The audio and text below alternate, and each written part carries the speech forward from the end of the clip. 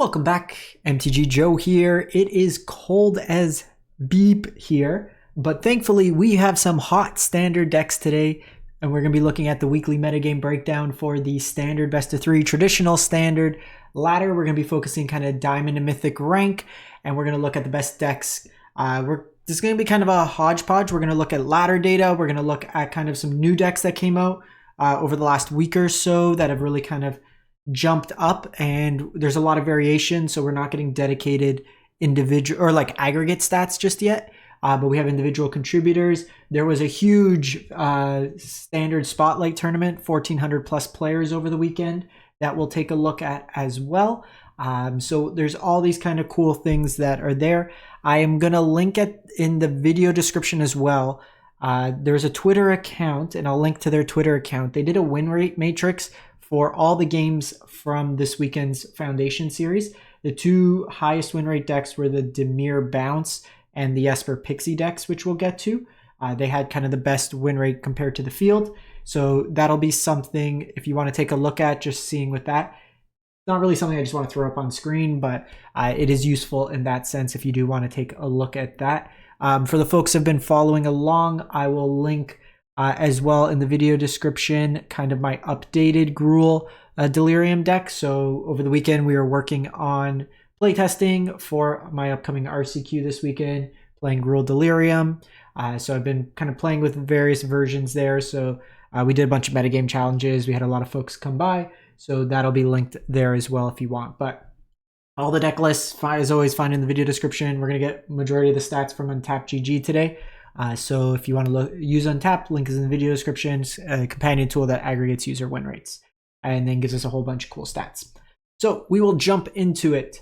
Actually, really quick, I have a giveaway. I have a Duskmorn pre-release code, so it'll get you a bunch of packs for Duskmorn. Now note, these are one per person. So if you've already used one, you probably don't want to enter because it's not going to do anything for you unless you want to give away the code to a friend. Comment on your favorite deck and standard in the video description, and I will give away the code on the weekend. I'll randomly select someone, and we will give away that code to them. I just opened an extra pre-release pack looking for FOMOs, so I will give that away. So yeah, popularity of the day. Dimir Midrange, 10%. We have Mono Red Aggro, 8%. Domain Zur decks at about 7%. We have the Gruul Prowess decks in here at 6%, Golgari Midrange at about 5%. The Delirium decks have been picking up a bit of popularity. Some Flytrap versions, some Ren versions. My version's a little bit odd compared to it, but it plays to the style I like, which is important. Mono White Control, 4%, and then Oculus has had a bit of a comeback in the last week. Let's just jump up here. 12,000 games from December 31st through to today on January 7th, Diamond and Mythic Rank. And the highest win rate deck, we actually have a return of the Oculus deck, 77%. When everyone was zigging, they're zagging. So this deck here, notably, we see split up in the main. The core kind of concept of the deck, if you're unfamiliar with Oculus, is kind of draw, discard, loot. You're putting in Horrent, Oculus, or Haughty Djinn in your graveyard, and then you're bringing it back with Helping Hand or Recommission kind of for value. So these are kind of your big hitters. They could close out the game fairly quickly. And then it's just a bunch. It's almost like an Is It Phoenix deck where you're looting, drawing, sculpting your hand as relevant. Split up helps against a lot of the aggressive decks, the go wide decks. You have Soul Partition as removal, Unsummon as cheap removal, and then Chart of Course loops, like kind of draws discards. You have Founding of the Third Path that fills your graveyard and then lets you cast stuff. Moment of Truth fills your hand and graveyard. Picklock Prankster mills you over. So lots of ways to kind of mill over, and then you find that. Interesting as well, you're seeing an extra Surveil land, a 5th Surveil land. Even though you don't produce black mana, it's a way to kind of put cards into your graveyard. Sideboard. Authority of the Consoles, any of the aggressive decks, Convoke, stuff of that nature, all kind of coming in. You have Exercise in here, Artifact Enchantment, bigger things, hate pieces, so that can get rid of graveyard hate. If your opponents are bringing in a lot of graveyard hate or a deck that naturally just draws a lot of cards, Caretaker Talent decks, Beanstalk decks, stuff like that, you can bring in Fairy Mastermind, and it just lets you attack on a different angle. You can get extra card advantage, and then you just kind of play a blue-white kind of tempo deck. If your opponent's, shutting off your graveyard consistently with Rest in Peace, stuff like that, Oculus can't really be cast or cheated in, so you can have an alternative there. Negates as cheap counters, Lauren for Artifact Enchantment hate, split up as more sweepers. The kind of switch here between this and temporary lockdown is the Pixie decks can bounce lockdown, and all their cards are ETB style effects, so they kind of lose out on that value because, or you lose out because they just get all that ETB value again when they bounce it, and then Beza for the aggressive decks. Notably, this deck probably picked up because the Pixie deck discards a lot of your hand, and discarding these is kind of free fodder to then reanimate them. We have traditional Dimir Midrange, 74%. So this deck here, the numbers usually fluctuate with the number of creatures. We see Faebloom Trick in here. These are usually, like, Faebloom's good in the mirror because it gives you multiple bodies to block like your Fairy Mastermind, stuff like that, against kind of the bigger creatures. You can tap them down as well. Preacher is good against the aggressive decks. You have kind of Sheoldred on the top end. Kaido cheats in off all your cheap evasive creatures. Spyglass Siren, Fairy Masterminds.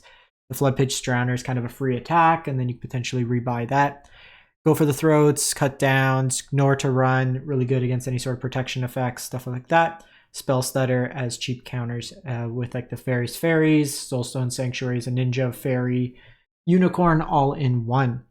Restless Reef as another creature line. Sideboard's got a lot of situational cards like one-ofs that really tune your deck. Cut Downs is cheap removal, Hand Hate, you have some Graveyard Hate, 3 steps ahead for the grindier matchup, some counters, looting, Exile removal.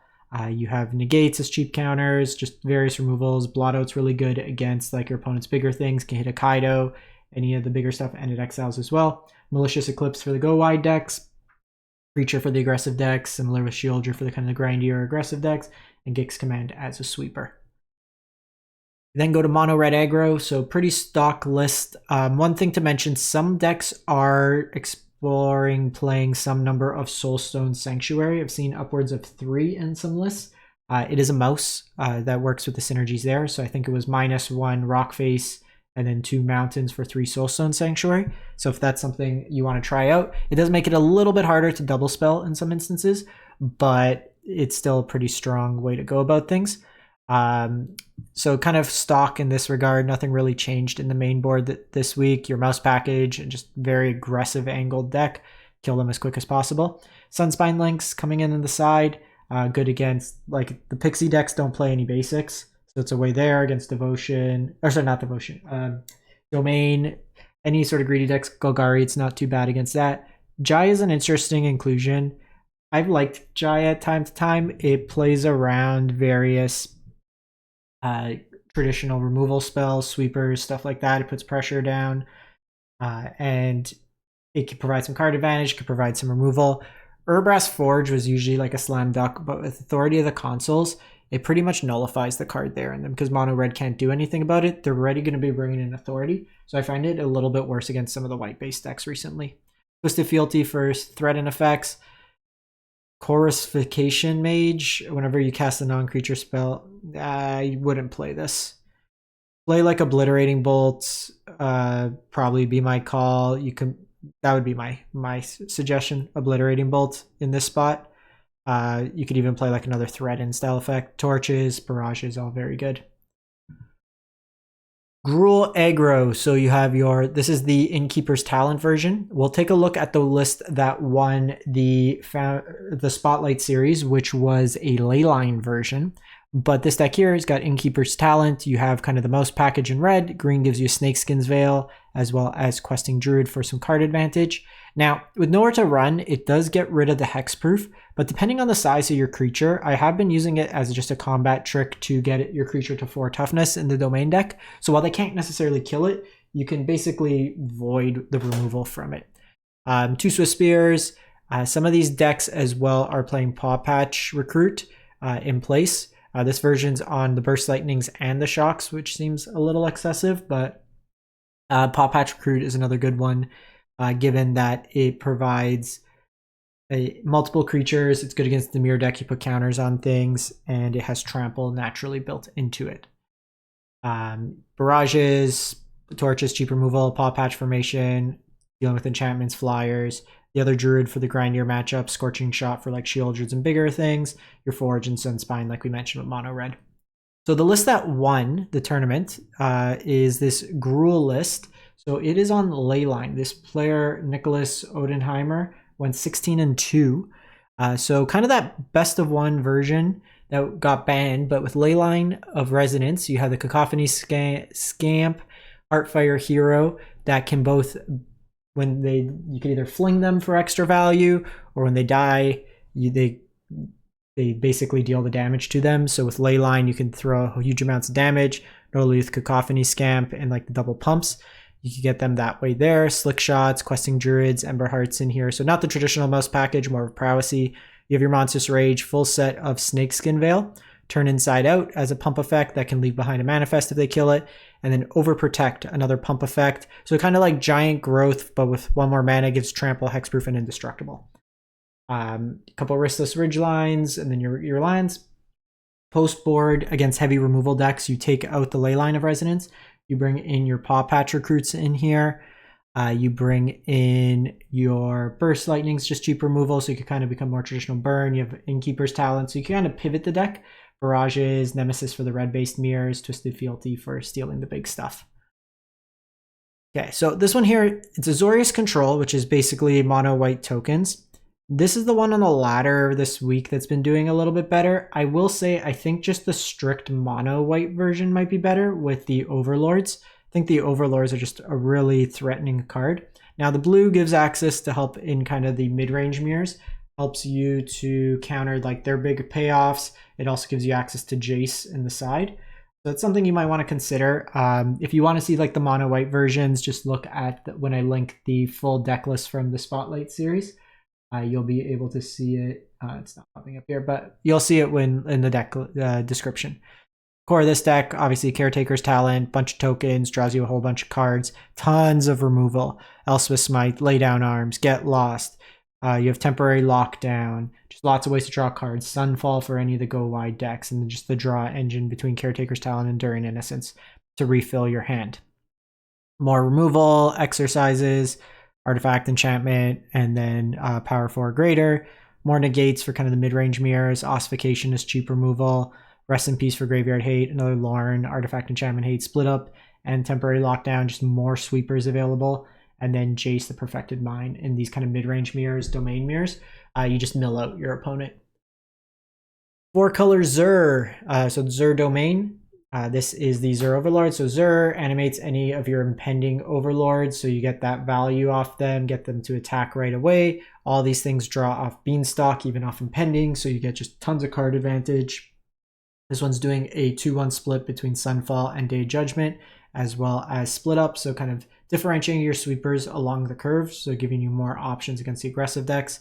You have your Leyline Bindings, you have your Get Lost, you have your Elspeth Smite as more targeted removal. Attracts a Herd Migration on the top end, and then Analyze the Pollen. Early game can be used to hit a land drop, and then late game can allow you to tutor for a creature that's relevant in the game. You'll notice with the deck, it's basically predominantly Bant colors, and then a couple black splashes. There's no red that's been able to be generated for Domain outside of Overlord of the Hauntwoods land. Authority of the Consoles for the aggressive decks, same with Smite, Doppelgang for the mid-range mirrors, Negate for the mid-range mirrors, Graveyard Hate, Tear Asunder, flexible removal, Split Up as more sweepers for the aggressive decks. Against the Pixie decks, anything heavy discard, you have Baloths in here, and then you have Nissa Ascendant for the mid-range mirrors, mono white, stuff like that. Okay, so we're going to go through some decks. These are just kind of showcasing the different archetypes. This one's from Danso. They're like 339 Mythic with this list, but it's Esper Pixie. Just give you an idea of the deck itself. So this is a self-bounce deck. For the most part, what you're doing is playing things that have ETB value. So Hopeless Nightmare makes your opponent discard. Storm Chaser's Talent gives you a creature. Nowhere to Run is removal. All these cards can be picked up with Nurturing Pixie or with Fear of Isolation to be recast again. These are all enchantments, so with Optimistic Scavenger, you get to distribute counters on things. You can pick up your Spyglass Siren to get another map token. All your creatures can be bounced back to hand with Kaido to then rebuy like their ETB to recycle. You can reuse your Sheltered by Ghost to take out like tokens or change your targets. And then you have This Town Ain't Big Enough. All these targets can then be bounced back to hand. You can bounce back your own Hopeless Nightmares to like double Mind Rot them. And this also deals 2 damage, so it's just a way to kind of keep poking at your opponent. Some Restless Anchorage in the mana base. Like I said, in the mono red section, these decks play no basics, so the Lynx is pretty good chunk of damage, but this is very tempo, lot of game decisions to be had.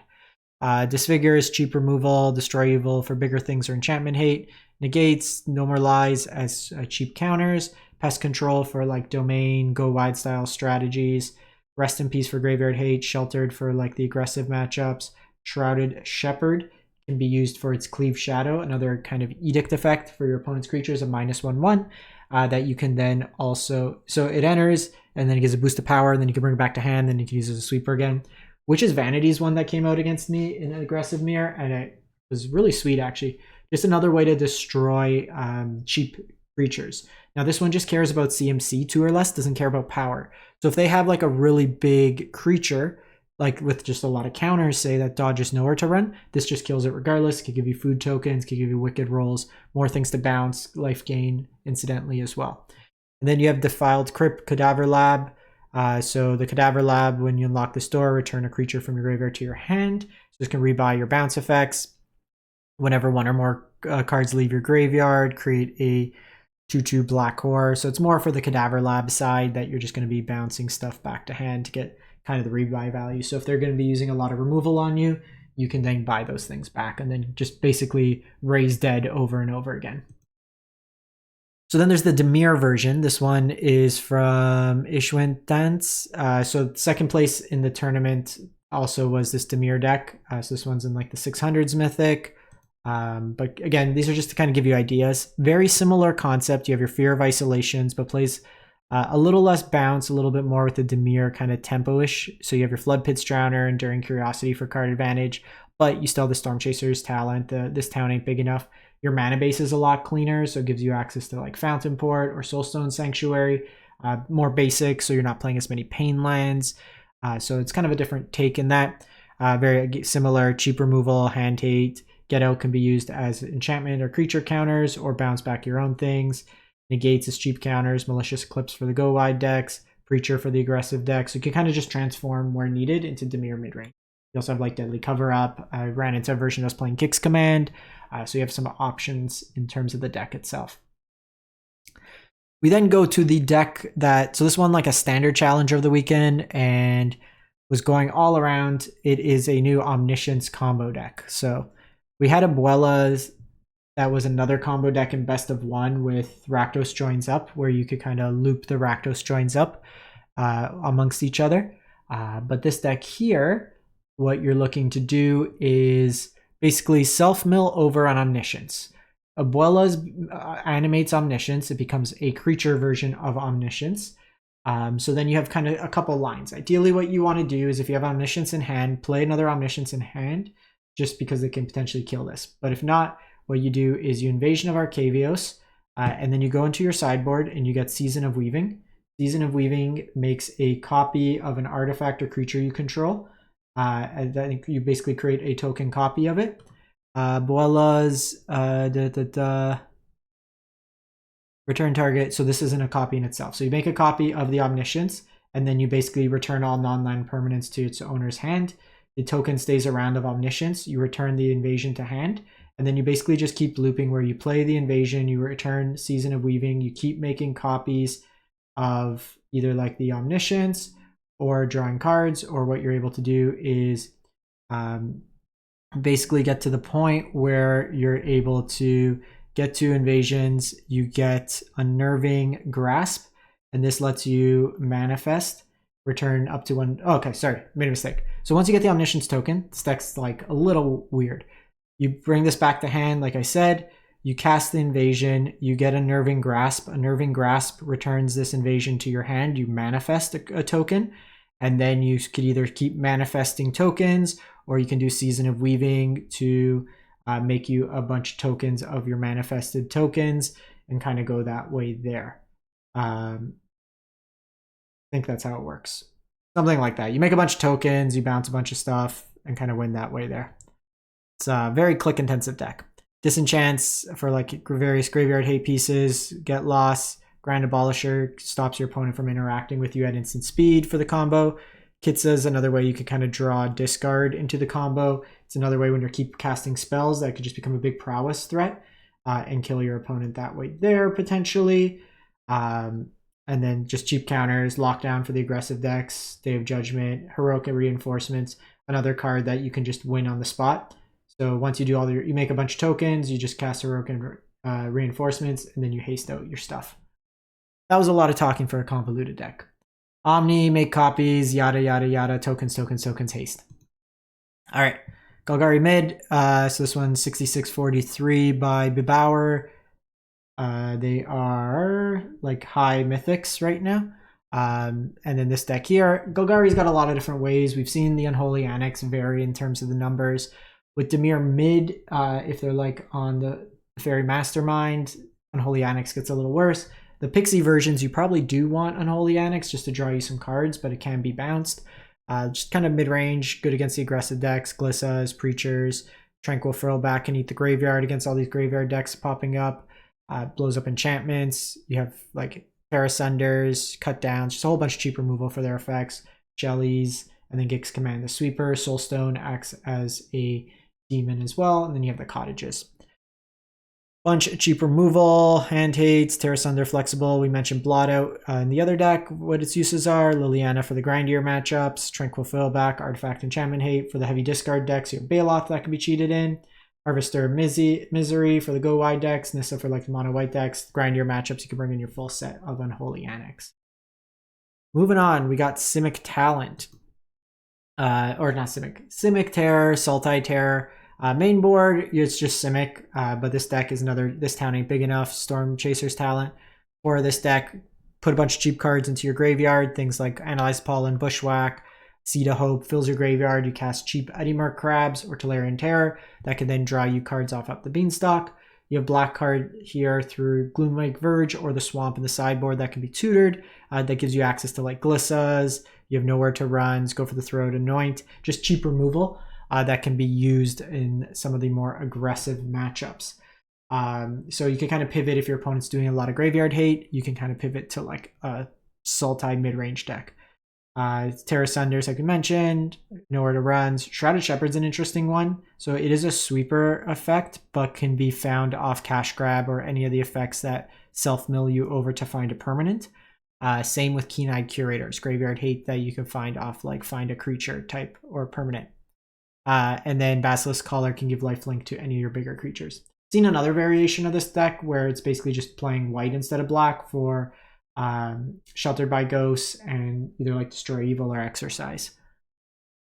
Selesnya Cage. So this is Doomwake, who went 9-0 day one, finished 11-4. So this is the Collector's Cage deck. So this cares about having Hideaway, you tuck away a card, and then if you have, you can put a counter on something if you have 3 or more powers types. So like 1, 2, 3, 2, 4, 6, whatever it is. You get to play that card for free. So you kind of cheat out ideally things like Overlord of the Mistmoors, which is the big hit off the deck. But Llanowar Elf lets you play out multiple bodies on turn 2, either like Offspring Paw Patch, Sandstorm Salvager, which makes multiple bodies, then can give your tokens Trample and a power boost. Sanguine Evangelist. You have Seraphic Steed, which can be saddled and then make you Angels. Toby's in here that makes multiple bodies. If your opponent's on heavy discard, you have Wiltleaf Liege. Similar to Obstinate Baloth, if they make you discard it, you get to put it into play for free. It's a really strong Lord effect for your green-white little shitters deck. Malera protects your stuff. So that's kind of the deck. You have Sheltered by Ghosts, Get Lost in the main. Sideboard, Aven Interrupter. Ideally try to pick off like those sweepers, Sunfall, stuff like that, which is the worst matchup. Invasion as kind of a Thoughtseize style effect. Cheap removal and Smite. Split up for the creature mirrors. Heavy discard decks, you have Wiltleaf, Destroy Evil, Sheltered, and then Thrun for the heavy counterspell decks or heavy targeted removal decks. So that's pretty much it for the week. We have, like I said, all the deck lists are here if you're interested. There's 1,400 of them if you really want to go through them all. They will all be here, but you can kind of see the archetype, like the various decks. And like I said, I'll link to my Untapped page if you want to see the Delirium deck that I've been running. But have a great one, everyone. Stay safe, and we will catch you next time. Thanks for watching.